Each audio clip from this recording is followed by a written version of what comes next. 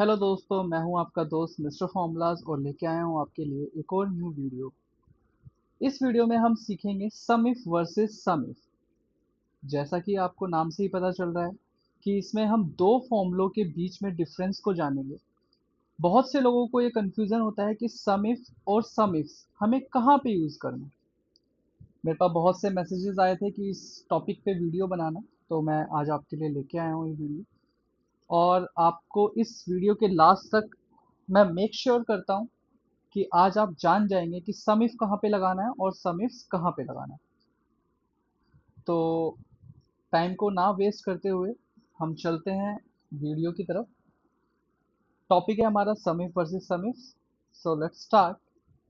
आपको ये डाटा दिख ही रहा होगा। इस डाटा में आप देख रहे हैं name, gender, department, salary, location, rating, bonus point and bonus amount. ये डाटा ऑलरेडी मैं अपनी पुरानी वीडियोस में यूज़ कर चुका हूँ।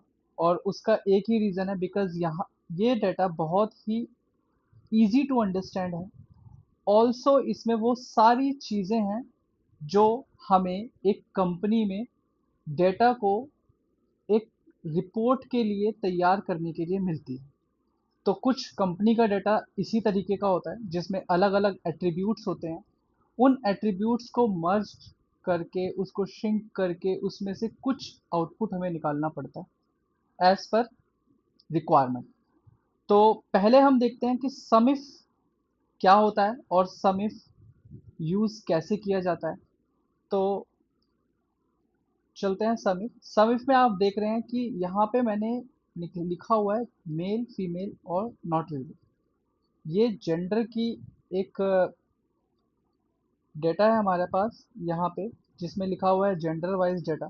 तो जेंडर हमारे यहाँ पे लिखे हुए हैं, उसके अगेंस्ट में हमें इस रिपोर्ट में निकालना है कि मुझे मेल की सैलरी चाहिए, फीमेल की सैलरी चाहिए एंड नॉट रिवील्ड जो भी जेंडर है उसकी सैलरी चाहिए।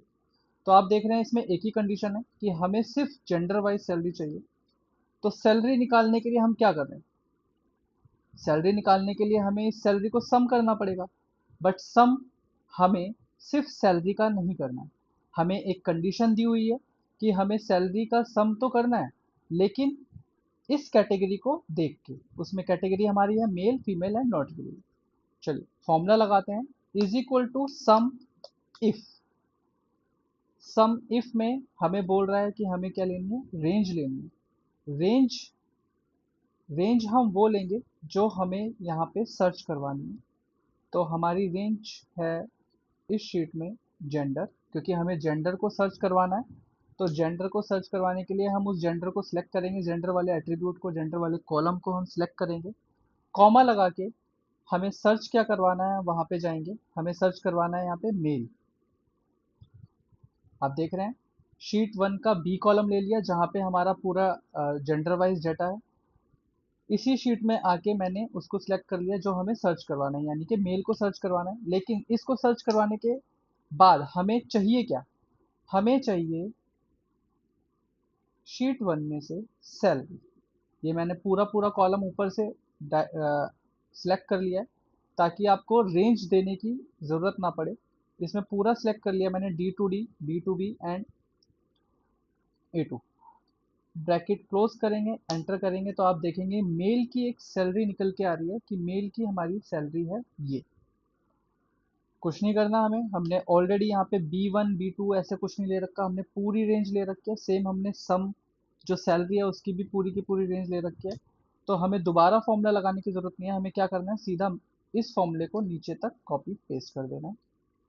तो आप देखेंगे एक बार फॉर्मूला लगाने के बाद हमारे पास मेल की सैलरी आ गई, फीमेल की सैलरी आ गई और नॉट रिवील्ड की सैलरी आ गई। अब आप इसका टोटल देखेंगे 601 2660 है। सेम अगर हम डेटा में जाते हैं और इस सैलरी का अगर हम सम करते हैं,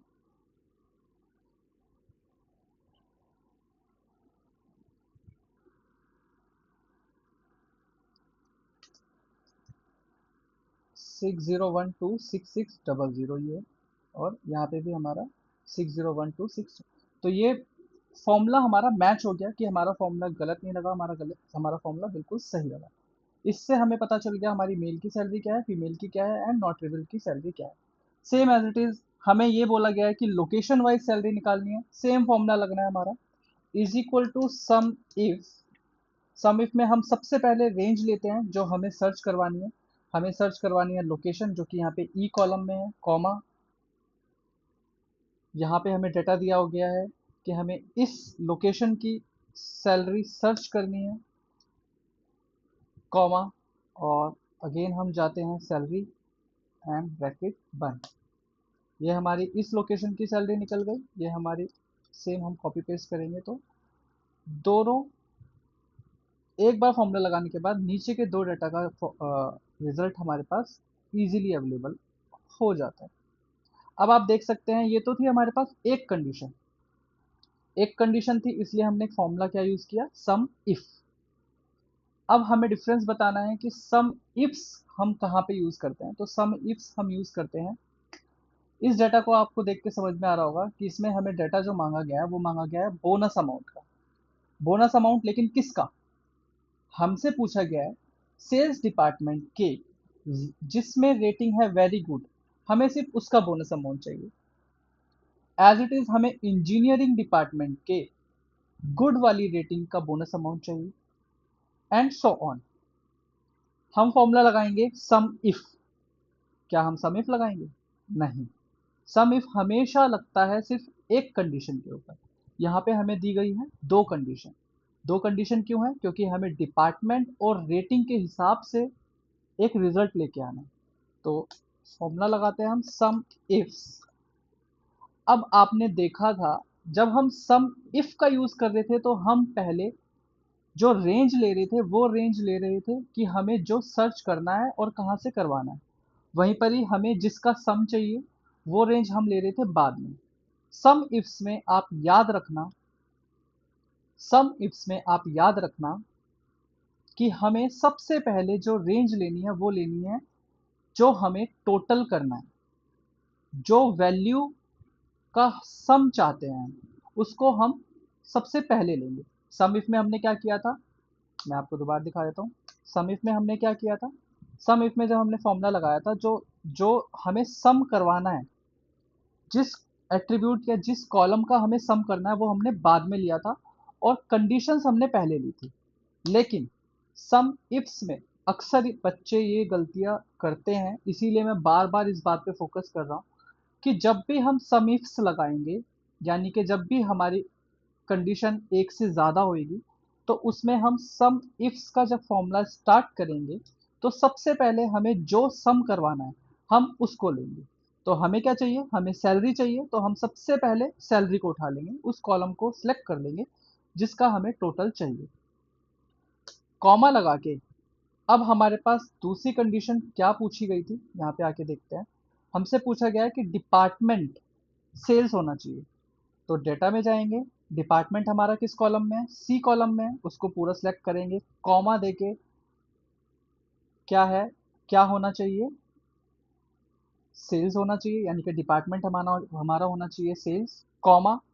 उसके बाद दूसरी कंडीशन है हमारी रेटिंग। रेटिंग हमें दी गई है एफ कॉलम में, तो एफ कॉलम में से हमें सर्च करना है क्या, हमें सर्च करना है वेरी गुड। तो वेरी गुड जैसे ही एफ कॉलम में उसे वेरी गुड दिखेगा वो उसका सम यहाँ पे ले आएगा, ब्रैकेट बंद करके एंटर करते हैं। तो आप देख सकते हैं सेल्स में वेरी गुड वाले रेटिंग का जो बोनस, एक्चुअली में सॉरी, यहाँ पे बोनस नहीं है, यहाँ पे हमने सैलरी ली है तो हम सैलरी लेंगे। तो जो सेल्स में वेरी गुड रेटिंग वालों की जो सैलरी है वो है ये 2,31,020। समझ में आया? क्या किया है हमने, इस फॉर्मूले को दोबारा देख लेते हैं। हमने सबसे पहले क्या किया है, हमने सबसे पहले सम वाली रेंज ली है, सम वाली रेंज ली है, जो चीज़ हमें सम करनी है यानी कि टोटल करना है। तो हमें सम क्या करना था, हमें करना था सैलरी। सैलरी हमारी शीट वन में कहाँ पे दी गई है, डी कॉलम में। अगेन हमें क्या, इसके बाद सम रेंज लेने के बाद हमें कुछ नहीं करना, हमें सिर्फ और सिर्फ कंडीशंस पे ध्यान देना है। पहली कंडीशन है हमारी डिपार्टमेंट। डिपार्टमेंट हमें सी शीट वन में सी कॉलम में दिया गया है, सी कॉलम हमने लिया। उसके बाद हमें सर्च करना है A2 जहाँ पे सेल्स लिखा हुआ है, सेम एज इट इज। उसके बाद हमें रेटिंग देखनी है, रेटिंग हमें दी गई है एफ कॉलम में, एफ कॉलम को सर्च करके हमें उसको यहाँ पे वेरी गुड का रेफरेंस देना है एंड ब्रैकेट क्लोज कर देना है। अब आप देखेंगे इस फॉर्मूले को जब मैं नीचे ड्रैग करता हूँ तो सेल्स में वेरी गुड का सम आ गया, इंजीनियरिंग में गुड का सम आ गया, लीगल में पुअर का सम आ गया एंड सपोर्ट में एवरेज का सम आ गया। अब ये थी दो कंडीशन। अब आप बोलते हो कि अगर तीन कंडीशन होगी तो भी फॉर्मूला कुछ नहीं है, सेम रहेगा। मैंने ऑलरेडी आपके लिए एक और कंडीशन लेके रखी हुई है जिसमें हमें बोल दिया जाता है कि ठीक है, आपने सेल्स और रेटिंग वाइज निकाल दिया, डिपार्टमेंट और रेटिंग वाइज निकाल दिया, अब मेरे को जेंडर वाइज भी चाहिए। हमें कुछ नहीं करना, आपने दो कंडीशन ऑलरेडी लगा रखी है, कॉमा लगा के हमें तीसरी कंडीशन को इसमें ऐड करना है। तीसरी कंडीशन क्या है, हमें जेंडर को सर्च करना है। जेंडर हमारा किस कॉलम में दिया गया है, बी कॉलम में दिया गया है। बी कॉलम कॉमा सर्च हमें कहाँ से करना है, हमें सर्च करना है इस वाले से, मेल, देन ब्रैकेट बन एंड एंटर। अब आप देख रहे हैं सेल्स में वेरी गुड एंड मेल हमारी सैलरी है ये। आई थिंक कुछ चेंज नहीं हुआ, रीजन भी क्योंकि हमारे डेटा में ही जो सेल्स में वेरी गुड है वो सिर्फ और सिर्फ मेल होंगे। बाकी देख लेते हैं, कंट्रोल डी करता हूँ तो आप देखेंगे चेंज हो गया यहाँ पे। इट मीन्स फॉर्मूला ठीक है, क्योंकि इंजीनियरिंग में गुड वाली रेटिंग में जो फीमेल है उनकी सैलरी ये है, लीगल में पुअर वालों की जो फीमेल, पुअर रेटिंग की जो फीमेल है उनकी सैलरी ये है। आप देख सकते हैं अब ऐसे ही कंडीशन चाहे 3 हो चाहे 30 हो, फॉर्मूला यही रहेगा, बस इसमें आपको कॉमा कॉमा करके कंडीशंस ऐड करते रहना। आई होप आपको ये वीडियो में इजीली समझ में आ गया होगा कि हमें सम इफ कहाँ लगाना है और सम इफ्स कहाँ लगाना है। अगर आपको वीडियो पसंद आई हो तो प्लीज़ इसको लाइक कर देना, सब्सक्राइब कर देना और कमेंट में मुझे ज़रूर बताना कि आपको नेक्स्ट जो वीडियो है वो किस टॉपिक पे चाहिए। आप जो टॉपिक बोलेंगे मैं उसके लिए आपके लिए एक वीडियो तैयार करके लेके आऊँगा, जिससे कि आपको जो डेली वेजेस पे हमारे ऑफिस में जो वर्क होता है उसको किस तरीके से, जिस काम को आपको 1 घंटा लगता है करने में, वो अगर आपका काम 5 से 10 मिनट में हो जाता है, इट मीन्स आपकी भी प्रोडक्टिविटी बढ़ेगी और कंपनी की भी प्रोडक्टिविटी बढ़ेगी। एनीवेज, आज के लिए इतना ही। आई होप आपको समझ में आ गया होगा समीफ वर्सेस समीफ। अगर आपको सच में समझ में आ गया है और आपको ये वीडियो पसंद आई तो प्लीज़ लाइक करना और सब्सक्राइब करना और आगे भी इस वीडियो को फॉरवर्ड करना, ताकि किसी और को जिसको इस वीडियो की ज़रूरत हो उसको ये वीडियो मिल जाए। Okay, thank you, bye bye, take care.